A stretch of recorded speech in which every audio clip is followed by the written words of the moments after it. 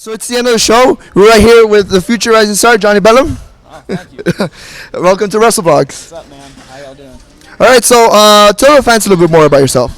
Right now I'm based out of San Antonio. Born and raised there. I moved to Houston, I want to say like 2.5 years ago. I got trained at Reality Wrestling under Booker T.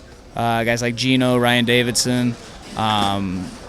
I was there for about 2 years. And then, I started making my way back to the San Antonio area. Getting to places like this, like here in McAllen, Laredo, Abilene with New Texas Pro, heavy metal wrestling, of course. Trying to find my niche, I think as all wrestlers try to do. And, it's been a fun, I think that was about 6 months ago or 7 months ago. And it's been a fun 6-7 months, dog. Probably the most fun I've had in wrestling. And that's really about it, if you want to get personal. Which I don't really know if you want to, but it's up to you. No, man, I just I'm still young. I'm about to turn 22 in like 3 or 4 days, and I'm just trying to enjoy, this thing, this crazy business that I'm in. I'm not trying to take myself too seriously either. I feel like a lot of wrestlers take themselves way too seriously, and wrestling, you should take your craft seriously, but at the end of the day, you got to laugh at yourself sometimes. Yeah. Okay, so what made you into the pro wrestling business? What made you to be a pro wrestler? So you're saying what was the thing that got me in? Yeah. So I think for me it was just basically you turn on TV, you see these larger than life characters that catch your eye, and to me I was always into the ones that were a little bit out there, a little bit different. But the real reason, so when I was about 5 or 6, I actually went to church in San Antonio at the same church that Shawn Michaels went to, and so I would see him roam the halls sometimes, and it'd be cool because I'd see him on TV Monday night or Tuesday night. He was never on SmackDown, but it was like see him on Monday night, and then I'd see him Sunday roaming the halls, and I'd be like, "Whoa, it's Shawn Michaels, man!" And I think he was really the reason I was allowed to watch wrestling, because I grew up in a very religious household, and my mom and dad, this was around the time where you had HLA and stuff that kids couldn't really watch, but whenever Shawn was on, they let me watch, and he's the reason that I'm still really. If it wasn't for Shawn Michaels, I wouldn't be into wrestling at all. Yeah. And that's not to say that he's my biggest influence, even though he is one of them. But because he is the sole reason that I was ever allowed to watch wrestling, and I'm kind of glad that I was able to, because now here I am. So that's pretty much it. Yeah. That's pretty good, man. All right, so what are your thoughts on your match tonight you had with Terrell Temple? It was a pretty good match. Yeah. Man, Terrell is one of those guys that he doesn't get a lot of praise, that he should, because a lot of guys on the independents try to go out there and they try to do all these spectacular moves and all these flips and high flying stuff, and they don't take their time like Terrell. That Terrell takes time to set everything up in a way that brings people in, that gets people invested. And I think Terrell Temple to me is one of the best in the state, maybe in the region, and I don't think he gets enough praise for what he does, his work, his craft. He should get a lot more. And you see that with places like heavy metal, with New Texas Pro, places that he's a staple of, and he's a staple for a reason. He's one of those guys that you can put anybody in there with him, and he's gonna pull the best out of them. And tonight, I was really looking forward to it, because he's one of the guys, one of the first guys that I started watching when I really started to get into the business of pro wrestling, and he's one of the first guys that I met through Reality of Wrestling.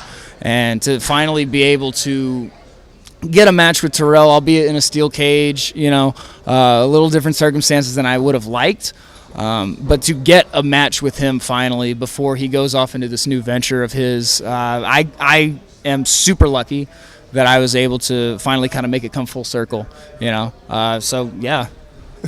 So, like you mentioned, you train with Reality Wrestling with Booker T School. Can you tell us a little bit more about like your first match, your first experience on the ring? So my first match, technically, I like to. So it's weird. Like, there's 3 points where I could say like this is where it started. My first official match was with the son of Big John Studd, Sean Studd, and it was about a minute long. And dude choke slammed me into next week, hit my head on the mat. You know, I was woozy for like 5 seconds, but after that, I got my envelope, and I was like, damn, like I made it. I did it. If I died tomorrow, I'm a pro wrestler. And I think that was like one of the coolest things that I could experience. Is like, hey, some people, like, if they get in a rock band, they just want to play one gig to say that they were a rock star. Like, that was the moment for me of like, I'm a pro wrestler now. You can't take this away from me. The second one was like, it was a tag match. So I was in this group called Legion, right? And it was kind of like the funnel for younger guys to kind of come in and get on the show. And so it was a tag match.